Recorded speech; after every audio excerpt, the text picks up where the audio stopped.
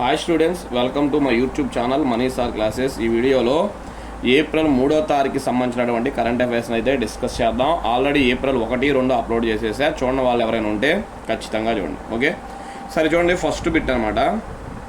చంద్రుడిపై పరిశోధనకు గాను నాసా దేనిని ప్రయోగించింది? అదొందా, చంద్రుడిపై పరిశోధనకు గాను నాసా దేనిని ప్రయోగించింది అంటే ఆర్టెమిస్ 2 అనే దాన్ని ప్రయోగించింది. ఆర్టెమిస్ 2. 5 దశాబ్దాలకు పైగా సుదీర్ఘ విరామం తరువాత మళ్ళా చంద్రుడి వైపు మానవ సహిత యాత్ర ప్రారంభమైంది. మానవ సహిత అంటే మానవులు ఉండే యాత్ర. 5 దశాబ్దాలంట. అదోనా 50 సంవత్సరాల తర్వాత మళ్ళా అమెరికా అంతరిక్ష పరిశోధనా సంస్థ నాసాకు చెందిన ప్రతిష్టాత్మక ఆర్టెమిస్ 2 మిషన్లో భాగంగా 4 వ్యోమగాములతో, ఇక్కడ టైపింగ్ మిస్టేక్ పడిందిలే కానీ, వ్యోమగాములతో కూడిన రాకెట్ కెనడీ అంతరిక్ష కేంద్రం నుంచి భారత కాలమానం ప్రకారం ఏప్రిల్ 2న నింగిలోకి దూసుకెళ్లింది. ఈ వ్యోమగాములు దాదాపు 25 గంటల పాటు భూమి చుట్టూ పరిభ్రమించి అనంతరం జాబిల్లి దిశగా ప్రయాణాన్ని మొదలుపెట్టనున్నారు. ఈ వ్యోమగాములు చంద్రుని చుట్టూ పరిశోధనలు చేస్తారే కానీ చంద్రునిపై దిగరు. ఇది గుర్తుపెట్టుకోండి, చంద్రుని మీద దిగరు. 2028 కల్లా చంద్రుని దక్షిణ ధ్రువం వద్ద తమ గ్రామంలో 2028 కల్లా చంద్రుని దక్షిణ ధ్రువం వద్ద తమ గ్రామంలో దించాలని, అర్థం కాదు, తప్పిది. అదవుతుందా? దక్షిణ ధ్రువం వద్ద మానవులను దించాలని అనమాట. ఏంటిది? మానవులను దించాలని ఆ సంస్థ భావిస్తుంది. ఈ మిషన్లో భాగంగా ఉన్న 4 వ్యోమగాములు, చూడండి మొత్తం 4 వెళ్ళారని చెప్పాం కదా. ఆ 4, ఒక ఆయన పేరు విక్టర్ గ్లోవర్ అంటారు, అమెరికా అనమాట. ఏ దేశం? అమెరికా. రెండోది వచ్చేప్పటికి రీడ్ వైస్ మాన్ అంటారు, అమెరికా. మూడోది వచ్చేప్పటికి జెరెమీ హన్సన్ అంటారు, కెనడా. నాలుగోది వచ్చేటప్పటికి క్రిస్టినా కోచ్ అంటారు, అమెరికా. అంటే 3 ఏమో అమెరికన్స్, ఒకళ్ళేమో కెనడియన్ అనమాట. ఈ మిషన్కు కమాండర్ ఎవరు అంటే, ఇలా 4కి కమాండర్ ఎవరు అంటే రీడ్ వైస్ మాన్ అనమాట, అమెరికాకు చెందిన రీడ్ వైస్ మ్యాన్. చంద్రుని దిశగా, అదవుతున్నా, చంద్రుని దిశగా చేపట్టిన మానవ సహిత యాత్రలో పాలు పంచుకున్న తొలి మహిళగా క్రిస్టినా కోచ్ రికార్డు సృష్టించారు. చూడండి, క్రిస్టినా కోచ్ మహిళ అంట. అదవుతున్నా. సో ఒక మహిళ కూడా వెళ్ళింది, 3 పురుషులు, ఒక మహిళ వెళ్ళింది. చాలా చాలా important bit. Okay, next second bit చూడండి. సూక్ష్మ సేద్యంలో దేశంలోనే మొదటి స్థానంలో నిలిచిన రాష్ట్రం ఏది అంటే ఆంధ్రప్రదేశ్. సూక్ష్మ సేద్యం అనమాట. అదవుతున్నా. సూక్ష్మ అంటే ఏంటిది? చిన్న అని అర్థం. ఓకే, సూక్ష్మ సేద్య విధానం అమలులో ఆంధ్రప్రదేశ్ దేశంలోనే మొదటి స్థానానికి చేరింది. 2025-26 రాష్ట్ర వ్యాప్తంగా 3.15 లక్షల ఎకరాలు సూక్ష్మ సేద్యం అమలు చేశారు.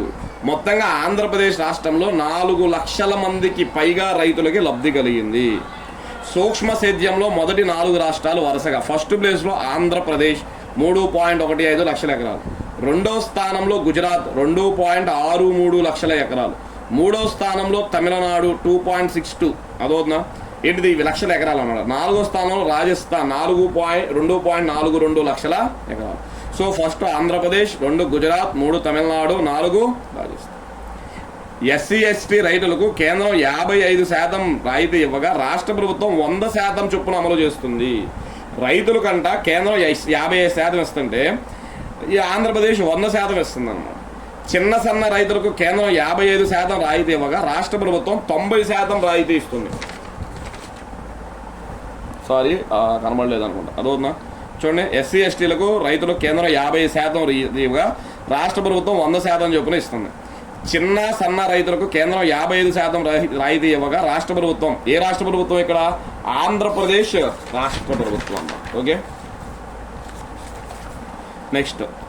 ఇతర రైతులకు కేంద్రం 45% చొప్పున రాయితీ ఇవ్వగా రాష్ట్ర ప్రభుత్వం రాయలసీమ, ప్రకాశం జిల్లాలోని రైతులకి 90% రాయితీ, ఇతర జిల్లాలోనికి రైతులకి 70% రాయితీ ఇస్తున్నారు. అంటే ఏం లేదు, సూక్ష్మ సేద్యంలో ఆంధ్రప్రదేశ్ ఎందుకు అదవుతుందా ఇలా ఉంది అంటే SC/STలకు 100% ఇస్తుందంట. అదవుతుందా? అదేవిధంగా కొన్ని జిల్లాలకి 90% ఇస్తుంది, కొన్ని జిల్లాలకి ఎంత 70% ఇలా ఇస్తుంది. ఓకే, నెక్స్ట్ దాని తర్వాత చూడండి 3వ బిట్. ఎవరు గీసిన యశోద చిన్ని కృష్ణుడు చిత్రం 167 కోట్లు పలికింది. చూడండి, ఒక చిత్రాన్ని 167 కోట్లకు పెట్టి కొనుక్కున్నారు అనమాట. ఎవరు అంటే రాజా రవివర్మ అంటారు, రాజా రవివర్మ. ప్రముఖ భారతీయ చిత్రకారుడు రాజా రవివర్మ గీసిన యశోద చిన్ని కృష్ణుడు ఉన్న తైలవర్ణ చిత్రం అరుదైన రికార్డు సృష్టించింది. ముంబైలోని సాఫ్రాన్ ఆర్ట్స్ స్ప్రింగ్ లైవ్ యాక్షన్లో దీనిని ఏకంగా 167.20 కోట్లు కొనుక్కున్నారు. రాజా రవివర్మ గీసిన ఈ చిత్రాన్ని పారిశ్రామికవేత్త సీరం ఇన్స్టిట్యూట్ ఆఫ్ ఇండియా వ్యవస్థాపకులు డాక్టర్ సైరస్ పూనావాలా దక్కించుకున్నారు. ఈ చిత్రాన్ని ఎవరు దక్కించుకున్నారు? సైరస్ పూనావాలా. ఎవరైనా సీరం ఇన్స్టిట్యూట్ ఆఫ్ ఇండియా యొక్క వ్యవస్థాపకులు. 1890లో గీసిన ఈ చిత్రం మాతృప్రేమను ప్రతిబింబిస్తుంది. మాతృప్రేమ అంటే తల్లి ప్రేమను ప్రతిబింబిస్తుంది అన్నమాట. చిన్ని కృష్ణుడు పాలగిన్నెతో నిరీక్షిస్తుండగా ఆవు పాలు పితుకుతూ యశోదమ్మ అద్భుతంగా కనిపిస్తుంటారు. ఒకసారి మీరు నెట్లో చూడండి, ఆ ఫోటో మీకు కనపడిద్ది అనమాట. సో దాన్ని గత ఏడాది ప్రముఖ భారతీయ చిత్రకారుడు లాస్ట్ ఇయర్ ఎంఎఫ్ హుస్సేన్ గీసిన గ్రామ్ యాత్ర పెయింటింగ్ 118 కోట్లకు అమ్ముడుపోయింది. లాస్ట్ ఇయర్ 118 కోట్లకు హుస్సేన్ గీసిన ఇది అమ్ముడుపోయింది. అత్యంత ఖరీదైన భారతీయ కళాకృతిగా ఇప్పటి వరకు ఇది కొనసాగగా, ఇది అంటే గ్రామయాత్ర పెయింటింగ్ కొనసాగగా, తాజాగా ఈ రికార్డును రవివర్మ చిత్తరువు బద్దలు కొట్టింది. చిత్తరువు అంటే ఇక్కడ డ్రాయింగ్ పెయింటింగ్ అనే అర్థం అన్నమాట. అదవుతుందా? సో ఇది కూడా మనకి పేపర్లో వచ్చింది, చూసుకోండి, ఇంపార్టెంట్ బిట్ అన్నమాట. ఓకే. 4, అమెరికా అటార్నీ జనరల్ అయినా ఎవరిపై వేటుపడింది? చూడండి, అమెరికా అటార్నీ జనరల్ అయినా ఎవరి మీద వేటుపడింది అంటే పామ్ బోండి అంట. ఆయన పేరు ఏం పేరు? Pam Bondi. ఇక్కడ యాక్చువల్లీ ఆయన కాదు, ఆమె అనమాట. Okay, Pam Bondi. America attorney general Pam బోండిపై దేశాధ్యక్షుడు ట్రంప్ వేటు వేశారు.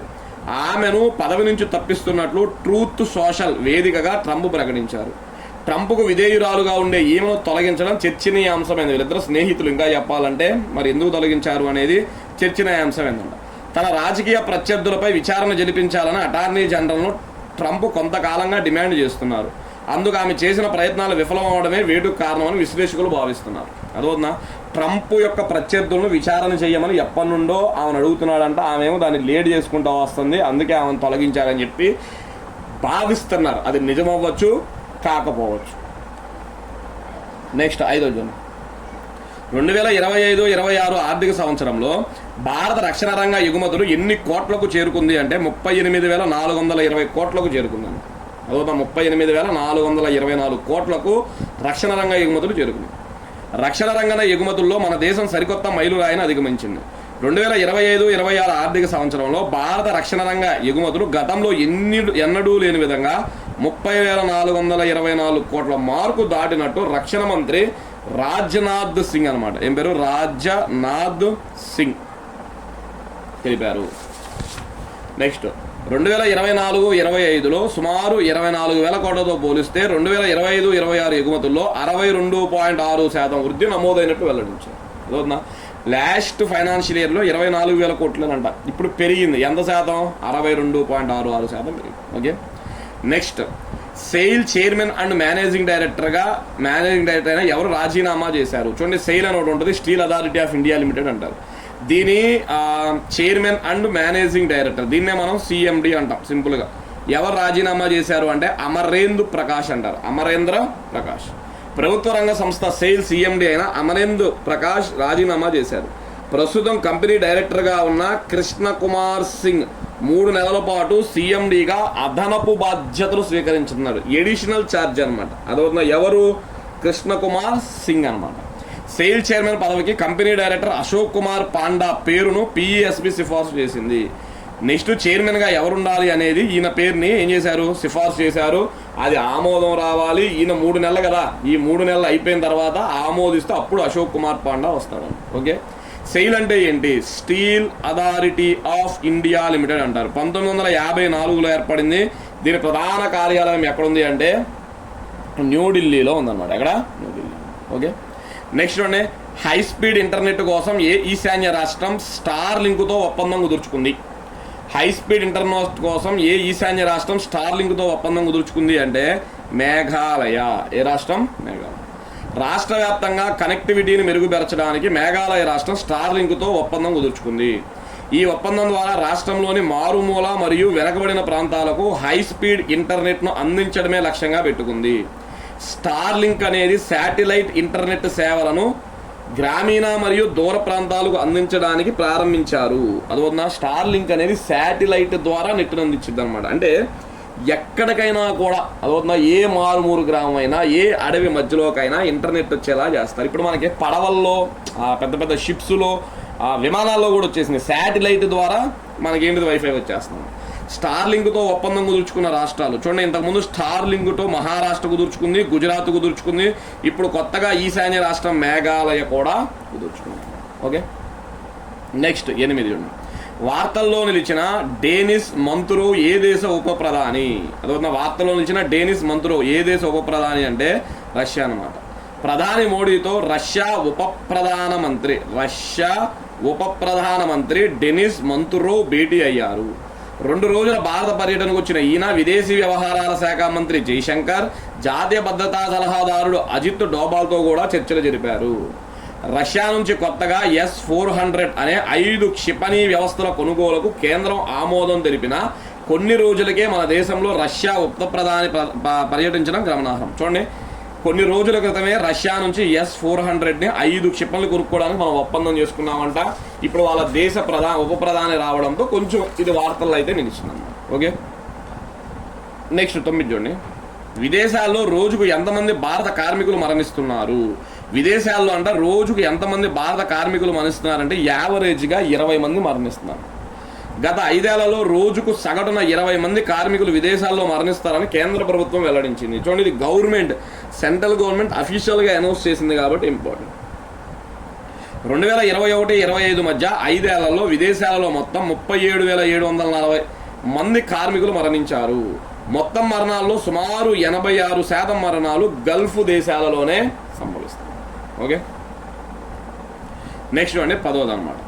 ఛత్రపతి శివాజీ వర్ధంతి ఏ రోజున అంటే ఏప్రిల్ 3 ఆయన వర్ధంతి.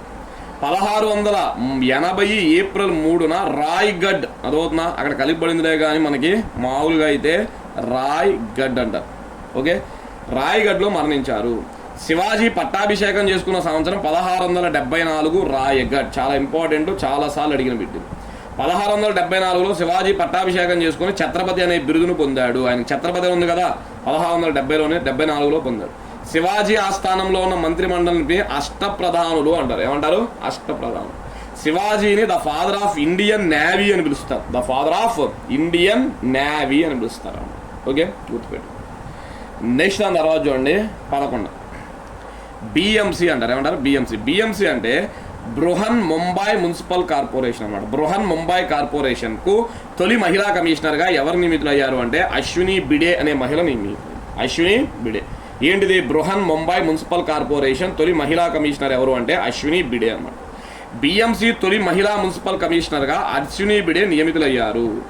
భూషణ్ ఘాగ్రాని పదవీ కాలం ముగిసిన తర్వాత ఆమె బాధ్యతలు స్వీకరించి 2030 వరకు కూడా నాయకత్వం ఇస్తారు. ప్రస్తుతం ఎవరున్నారు? భూషణ్ ఘాగ్రాని గారు. ఆయన పదవీ కాలం త్వరలో అయిపోతుందంట.